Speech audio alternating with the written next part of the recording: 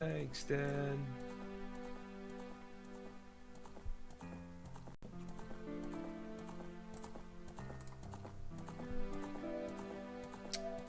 Cool. What up? Alright, everyone, we're back. And we've got Ocarina of Time with TripppAU. Take it away, Trip. Yo, what up, everyone? How's everyone doing? Welcome to Ocarina of Time No Wrong Warp here on Oz Speedruns for ASM. Did we have a file name that was donated? Was it Chugus? Indeed. The bid war has been won by Chugus. Chugus. All caps, right? C-H-U-G-U-S. Chugus. Cool. Alright, sweet. That's 6 frames. Rip. Rip 6 frames. Every time the name Rip. Sweet. So, if we're ready to get going, we've got about 3 minutes worth of introduction with a cutscene. So we'll explain a bit about what the route is and everything like that. So, if we're good on a timer, I'll give a countdown. 5, 4, 3, 2, 1. Let's get it. Chugus. Alright, so this is Ocarina of Time No Wrong Warp. So basically, the only glitch that we are not allowed to utilize is any wrong warping. So it's any going from one location and unintentionally warping to the next. That is completely banned in this category.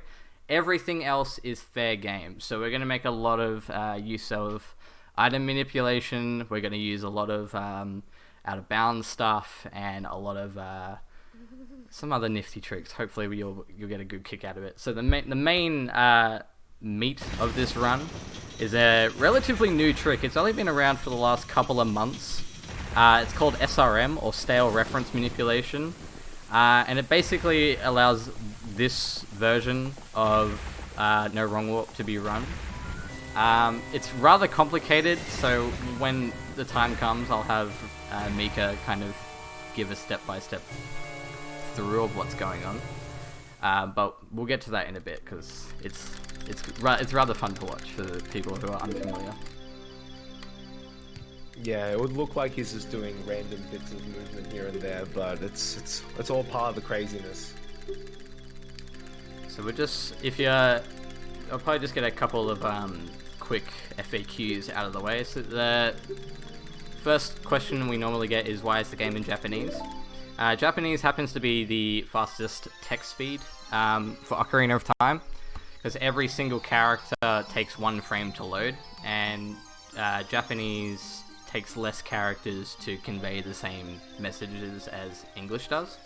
So there's less text overall. I think I'm not sure how much the intro cutscene saves. I think it's upwards of like 20 seconds plus, depending on your console, just from switching languages. So that's one of the main things. As well, I will get another couple of acronyms out of the way. So you may hear me or Mika refer to ISG.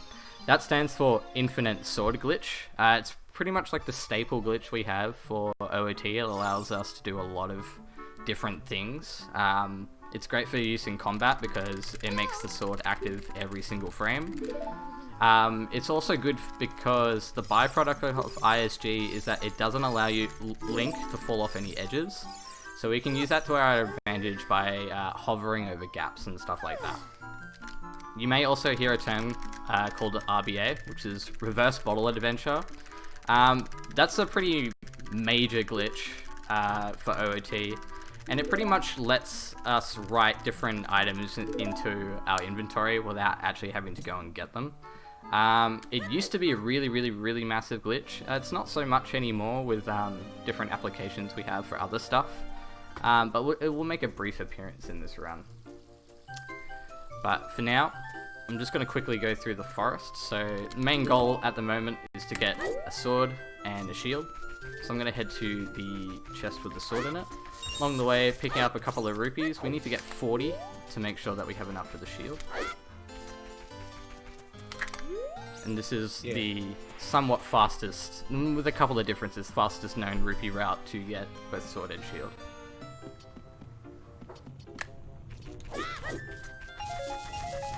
Yeah, you'll see Tripp also side hop and back walk a lot, as opposed to just walking straight on, because walking forward in this game is like the slowest form of movement. So he'll be using a combination of rolls, side hops, and rolls just to get to where he needs to go. Like roll, side hops, and back walking roll, sorry. As Child Link, side hopping is the most efficient way of moving if you're side hopping frame perfectly. But because most humans can't side hop frame perfectly for massive amounts of time, it's usually better just to walk backwards at a consistent speed. Unless you count or marker, in which case you could frame perfect side hop all day.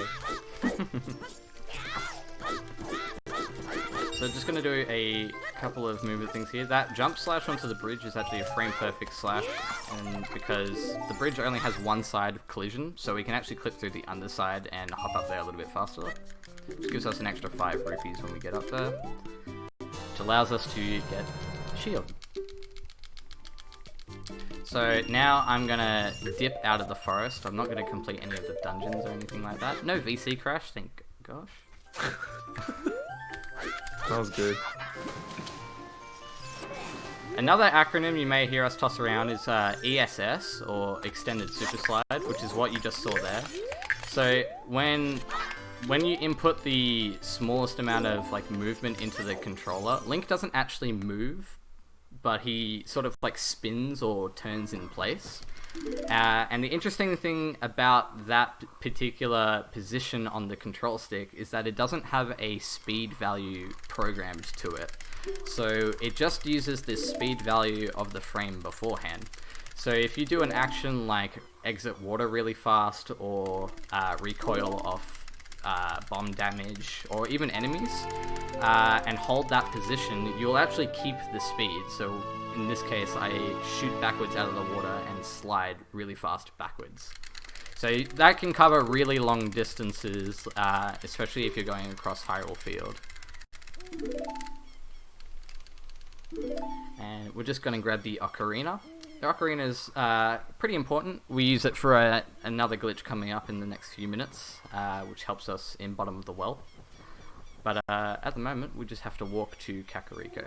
So not too much going on in the next couple of minutes. So if we have any donations, now's a good time.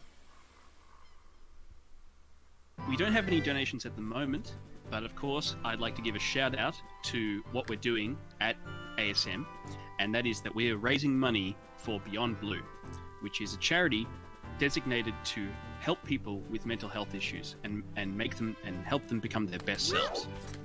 And we're doing this through speedrunning, and we've got a number of donation incentives that you can go for. The next one coming up is for Dark Souls. You get to choose the ending. It's going to be either the Link the Fire or Leave. And the next game incentive, as in unlocking another game for people to play, is Tony Hawk's Underground 2. And we're just over $100 off that. And if we can get that, then we'll have a 3-game Tony Hawk block. Hawk block. Let's get it.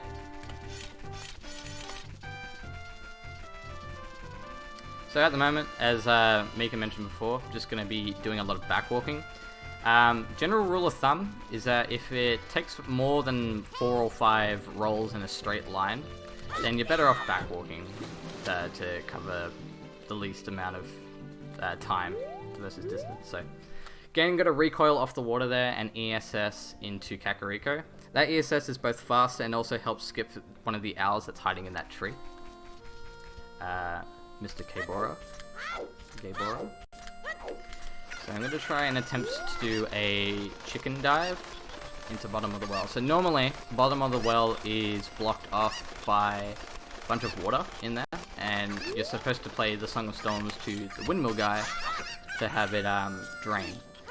Unfortunately, we don't have that, so we have to find another way in there. So normally, if you're lucky, you can get ISG off the chicken and backflip into the well, and that causes you to play the chicken's cutscene of you damaging it. I missed that, unfortunately, so I have to do a backup called a Navi dive. So if you are standing on the edge of a platform and spam jump slash and then C up for Navi, it will try and put Link at the lowest bottom point of ground. So if it happens to be above water, you can actually sink all the way down. You can use that same trick in Kokiri Forest to escape early. It's called still Navi Dive. It's just a much older version of escaping the forest.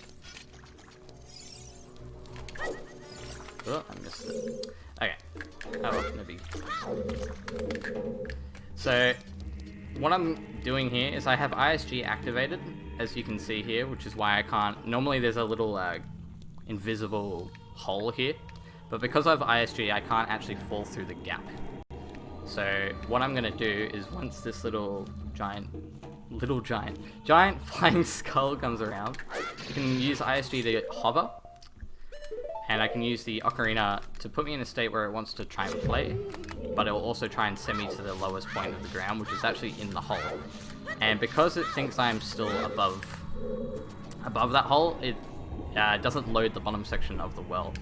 So there's still quite a bunch of stuff here. There's a bunch of collision for like boxes and everything. And conveniently, there's a bunch of water here.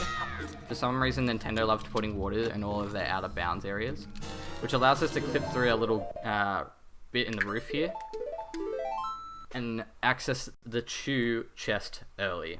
So normally you are not able to have explosives this early, and once you can open up quite a lot of things in terms of glitch potential and explorative power. The power of Chugus. The power of Chugus, indeed. So I'm going to save and quit out and just leave the well because all I need is Chews from there. And now I'm going to head to Zora's River. And this is where the big chunk of SRM, or the main hunk of the run comes up here. So Ray, if you are able to fill in what's going on with SRM while I kind of focus, that'd be sweet. Yeah, absolutely, buddy. Because, yeah, Tripp's going to have to require to focus a fair bit because of the nature of the trick. He's going to have to do some... Yep. It's the one... I was meant to skip that out there, but I hit the tree like a dingus. But anyway. This is the kind of trick where one sort of out-of-place thing can make the game crash. So we have to be relatively careful when performing it. But yeah, I'll let you take it away, Minka. All good, buddy. Yeah, so... As Tripp said, this is one of the sections where one little tiny thing can crash, and anyone who's done SRM before, myself included, and some people in chat, they'll know that just one tiny screw-up can just basically cause it all to just go haywire. So what Tripp's doing here is basically just getting an angle set up. That way, from memory, because I haven't done this in a while, it's to kill the Skulltula and have the token spawn in a very specific spot. There's another angle set up here. So we have to look. look. Little tiny turns he's doing are basically a tiny nudge on the controller in the ESS position, and we call them ESS turns.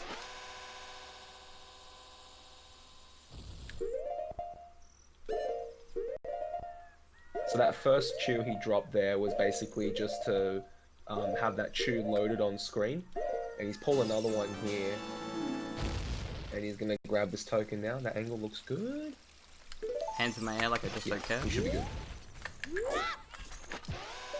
So he's gonna blow up that rock, and then dropping that chew basically does what something called zero out the item value. Basically at the moment there's I don't remember the specifics of it, but it's basically a point in memory now that we're basically mucking around with, and depending on what angle we get when viewing that specific butterfly that he just picked up now, it will change depending on what he does. So by dropping that chew, he's effectively zeroed out the item.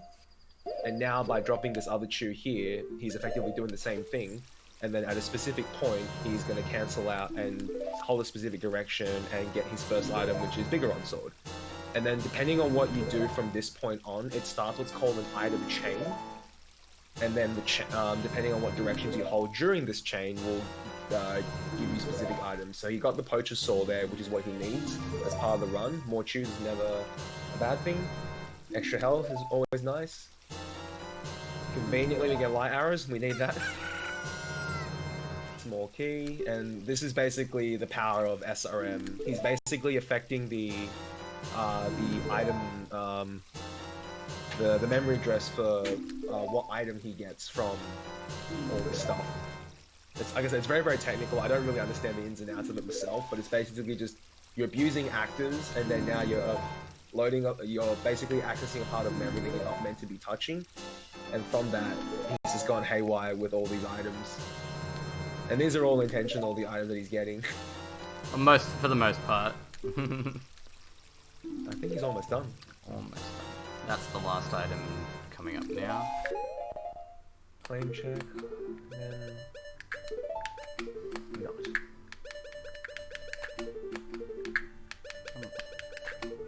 So what Tripp's trying to do here is a trick called equip swap. When you transition between the item screen and the map screen in this game, it gives you one frame where you can equip an item that you normally can't equip, and that was a pretty huge discovery as well. I think, Tripp, like 2 years ago, I'd say now. Yeah, it was.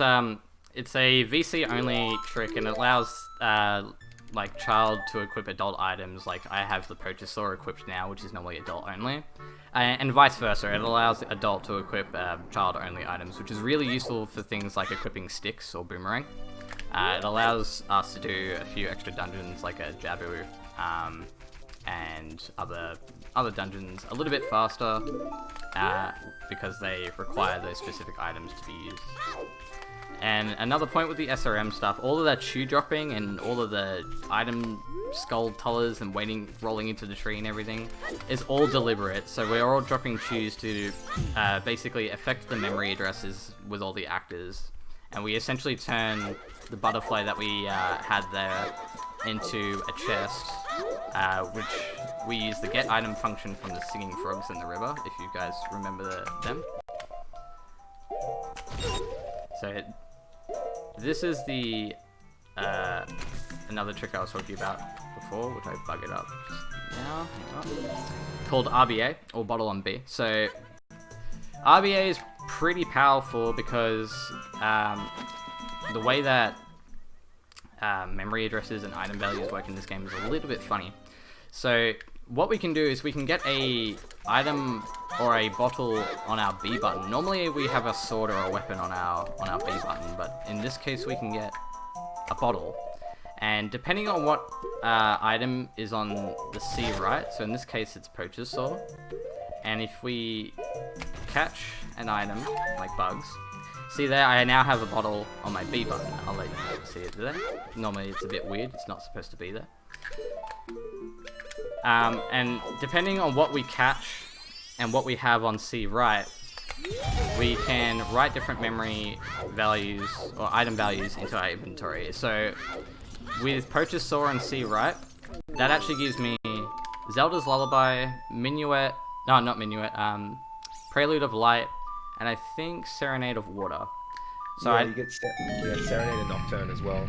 So a bunch of songs that I need that I don't need to actually go and learn. So that allows me to get into Darinia's room. I'm going to attempt to do a little flip here. Normally there's this block here that I'm trying to skip. I love this clip. If I can get it slightly. There we go. So normally big man Darinia is sitting there, and we can't move the block, but if we do that little choose setup, we can get through a little gap in the wall and go into Death Mountain Crater. So normally we're not really supposed to be here as child, so we just want to dip out of here as fast as possible, and we are heading to the top of the mountain to get magic. You might have seen in the SRM chain I did get a bottle, like a jar, that says I got magic. Unfortunately that doesn't give us actual magic, so we have to go to the source, which is the fairy here, play a little song for her, and she'll give us some magic. Yeah, as Tripp said before, so RBA looks at your C right button and your bottle contents on B to put an item in your inventory, whereas Bottle Adventure is pretty much going the other way, which always confuses me why they call this RBA. Yeah, it's weird because BA, without BA, we don't have like RBA, or without RBA, we don't have BA. So Yeah. it's like, yeah, I don't know. It's a very old glitch. It's like super old, like probably one of the first glitches that ever got found, or around one of the first big glitches that ever got found. So the naming back in the day was a bit janky. Yeah, so it's like bottle contents on B, your C right button affects inventory, whereas BA is like C right button and inventory changes your B button. Based on age of Link. Blame Kazooie, KW. Definitely blame Kazooie. So we just got magic from the fairy, and I'm now going to head back to the Temple of Time, because I need to become adult. So normally with this game, you're supposed to beat the first 3 child dungeons and get the OOT, and the Song of Time from Zelda to open the Door of Time. And you might have remembered I didn't do any of that. So there's still a giant door in the way.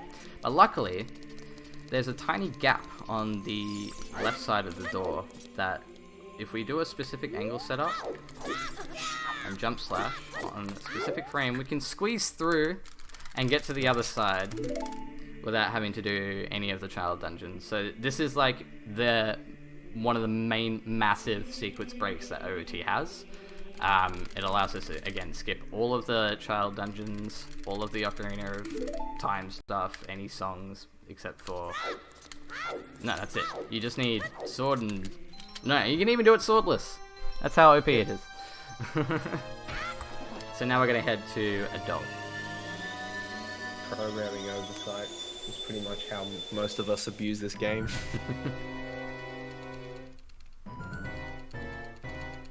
So this is one of the only other major cutscenes in the run. It's just a Master Sword cutscene where a couple of people tell you you're a cool dude and you're gonna do some stuff and blah blah blah. So you just have to mash some text. So I hope you guys like ASMR of controller tapping, because you're gonna hear a little bit of that. It's pretty crazy with SRM, like you said, Tripp, because as a result, they've had to split, like for this category and some other categories in our leaderboards, they've had to split the category based on whether you do SRM or not. Yeah, it's that broken. And keep in mind, this is only a few months old, so a few different applications with SRM. So that's Butterfly SRM, or Looty Booty as we like to call it in the community. But there's also Age Change SRM, so you can equip adult only items on Child Link, like the Mirror Shield, which previously wasn't impossible. It was impossible to get in-game Mirror Shield on Child Link. Now it's possible, which is nuts. It also allows you to load the debug file on a regular file, which gives you all the items and everything pretty much immediately. So using a combination of those two SRMs, you can make this no wrong walk route a little bit faster. It's a hell of a lot riskier though, because again, SRM is so finicky, where it's one sort of thing out of place and your game will crash. It's very, very volatile, but very, very powerful. And just to give you an idea of how much these things have changed, like Tripp and I, the route that Tripp's running now, I think we ran this for about a month, like a couple of months ago, and we were pretty happy with it. And then like next minute, the title file stuff gets found, like it's even faster, and then we're like, well, alright, there's like another 10 minutes off our run. I think the current record is like 20 minutes and 40 something seconds by Cruxer. 2045, yeah. 2045, yeah. So it's a whole 15 minutes faster than this route. But it's very, very risky to do it down the route again. Yeah, definitely not marathon friendly. If we have any donations as well, it's a good time to throw some out. We do in fact have a donation. Sweet. And I'd just like to say before, getting SRM first try, fantastic work by the way. Thank you. Incredibly difficult. Clapper. Yes, clapper in the chat, please. Yeah, great work, Tripp. We saved 3 minutes. Yeah. So we have a donation from someone whose name contains a slightly rude word that I don't want to say on stream. So we have a donation from Perverted Colorful Feathered Bird. Thank you for raising money for this. Pat is kinda cute, and they gave $5.61. Appreciate that. I know who that is. Appreciate you. We got any more as well? We got a couple more.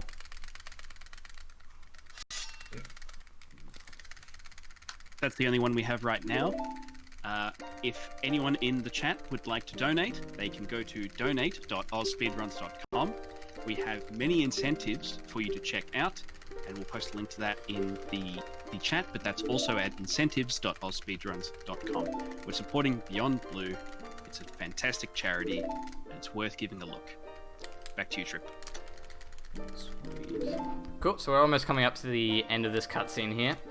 So, even though we skipped opening the Door of Time, it's still actually there as a door. It doesn't disappear or anything like that. They kept one thing in the development cycle sort of intact. So, luckily though, once I equip a couple of items, I can save and reset.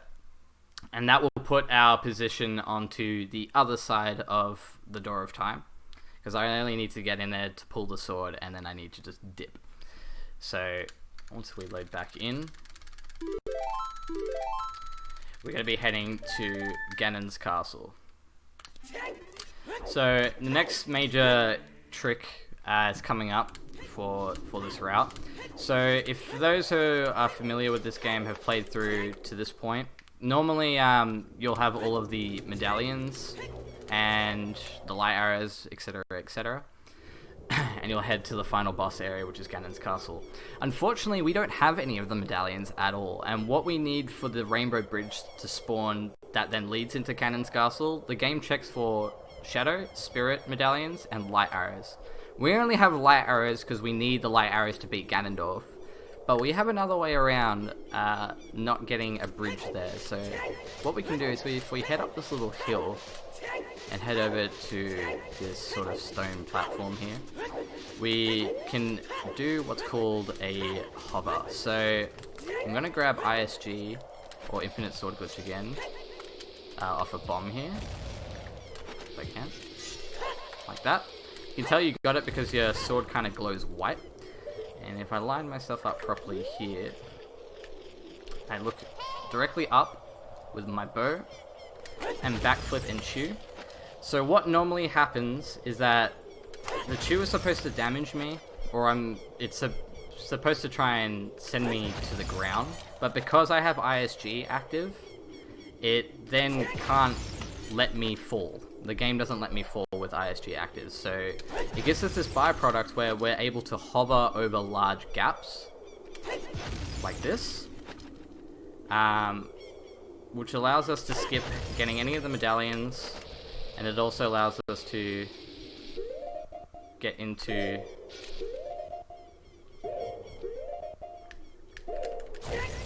the castle without any medallions, any Rainbow Bridge. Nice. So that can be very scary, because if you mess up any of those hovers at all, you have to restart them from scratch, and we only have a very limited amount of chews, so that one was a little bit scary, but we got it. We've all done it.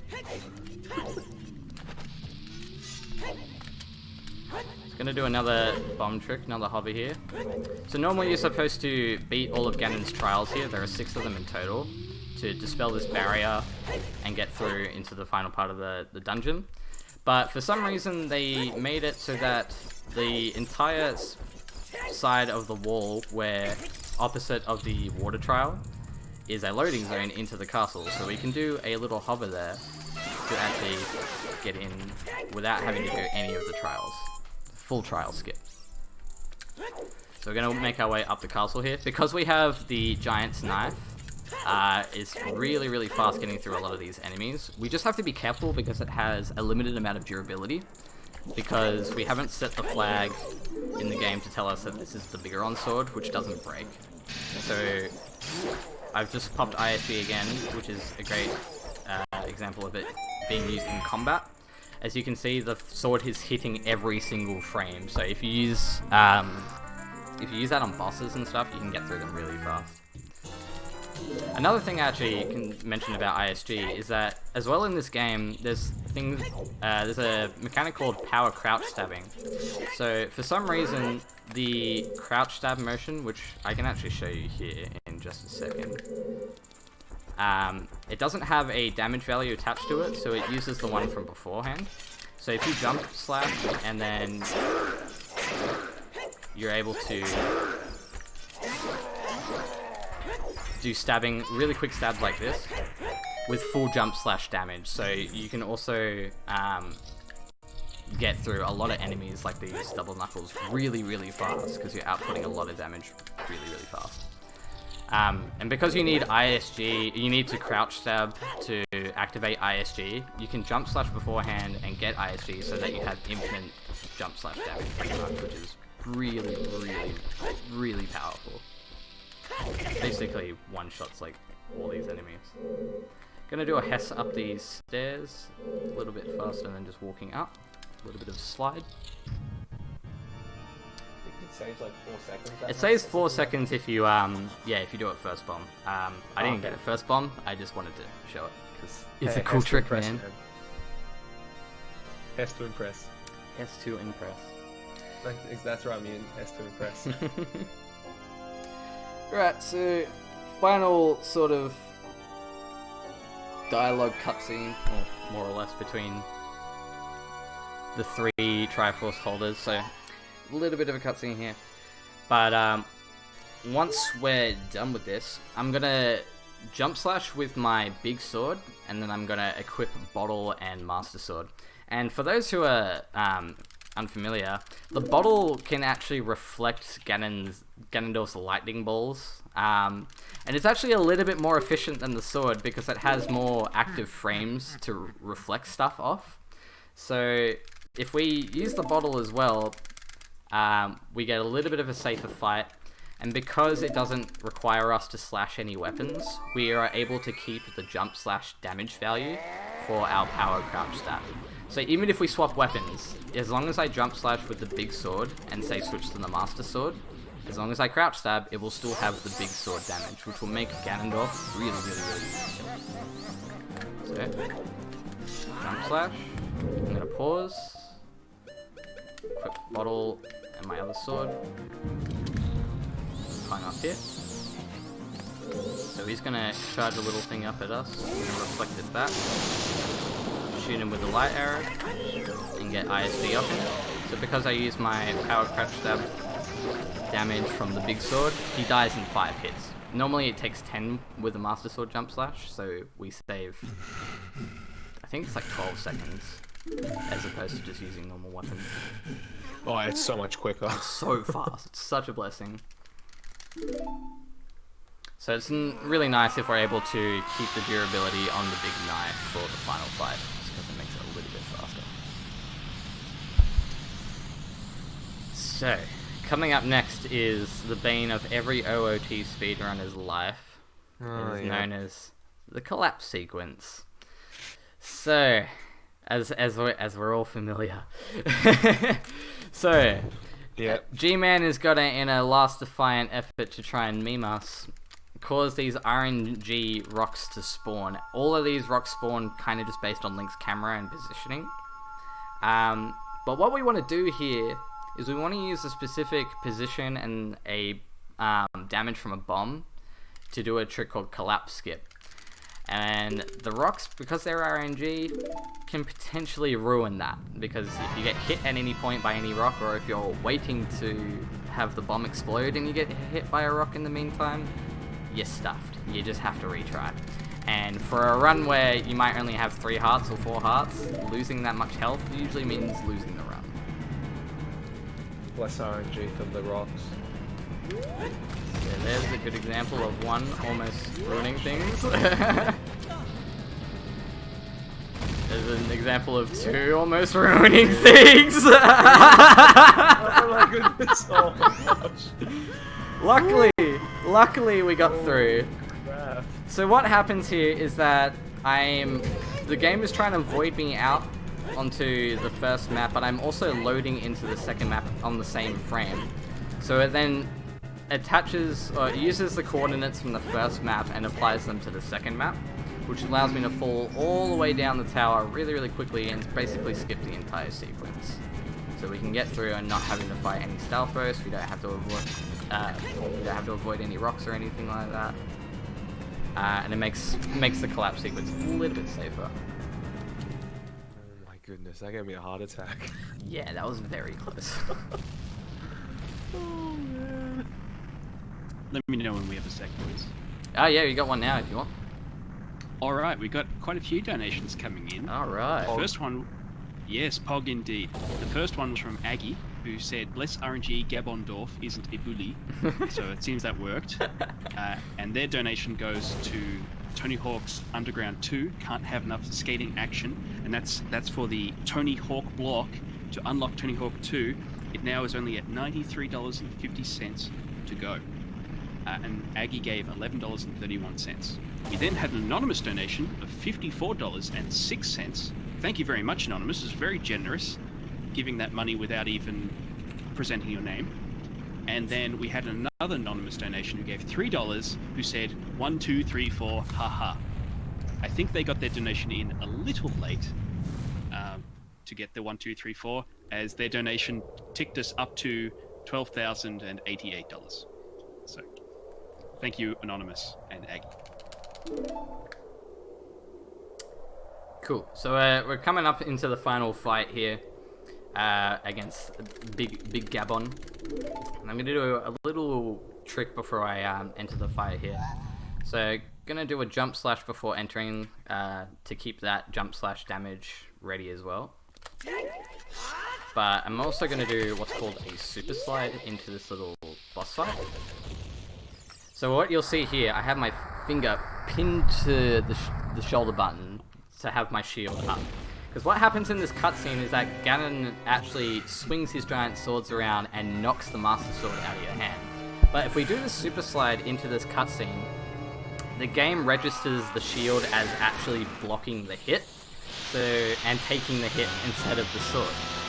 So this allows us to keep our Master Sword, and what's really cool about that is that the Master Sword is the one weapon that does the most damage to Ganon. I think it does 4 points of damage per jump slash, where every other item is 1.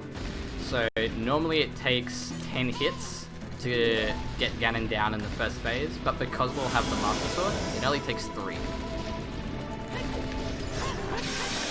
Quick about it, we can get in here, hit them a couple of times,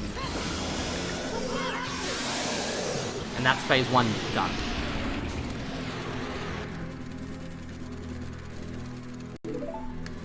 So even though we have the Master Sword already, it's still going to make us collect our Master Sword. Why? Don't know. And this will move us on to the second phase of the fight, so I now need to hit him 4 times.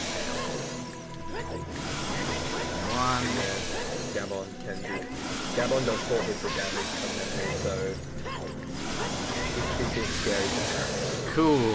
And he's down, so that was a pretty good fight. That was rather fast. So we're coming up to time in just a second here. She's going to tell us to give us the good old smacky. Final smacker. And Ganon goes wacko for schmacko. And that is time. Nice. GG's, man. You weren't that far off your PB either. You're only like a minute and a bit. What was the time? I'm waiting for the restream to last. It says 37:12, but I think that was a few seconds early.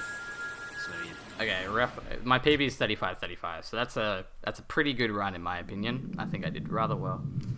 That was great, man. That was really, really good. Well Thank you. So that was No Wrong Warp. I hope everyone enjoyed. OOT is really, really broken, and that's just a taste of it. So if you've enjoyed OOT speedruns, tune in on the final day of the marathon. We'll have Mikami and I doing another category for OOT. But in the meantime, check out the schedule. And up next we have Quills. Oh my god, he's sweet. Quills is awesome. So that's gonna be a lot of fun. Yeah, our boy Quills and Skibbs. Alrighty. All right. Yeah, absolutely. That was a great run by Tripp. Give it up to him in the chat. That was fantastic. Thanks for your run. Coming up next, we've got Super Mario 64 by Quills, and that's going to be a 16-star category. And with that comes to the end of my term as host. I'll be passing it off to Skibby. As always, I love you all, and I hope you have a nice life. Thanks, Jesse. Thanks, Jess. Have a good Appreciate one. you.